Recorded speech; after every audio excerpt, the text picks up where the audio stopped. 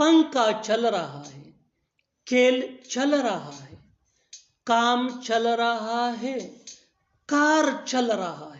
इन जुमलों को गौर से देखो। ऐसे जुमले हम अपने डे टू डे लाइफ में रोज बोलते या सुनते हैं। इन जुमलों में हम बोल रहे हैं चल रहा है, यानी हर सेंटेंस में चल रहा है रिपीट हो रहा है।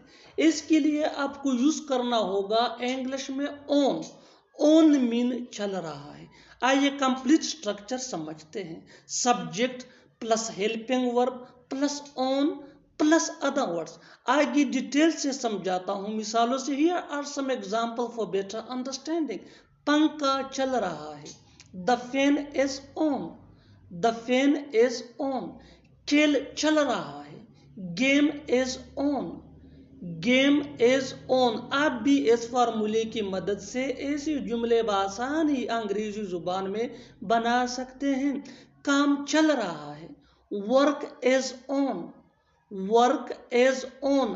कार चल रहा है, car is on, car is on. और आखिर में ये सेंटेंस आपके लिए कमेंट सेशन में इसका जवाब जरूर देना।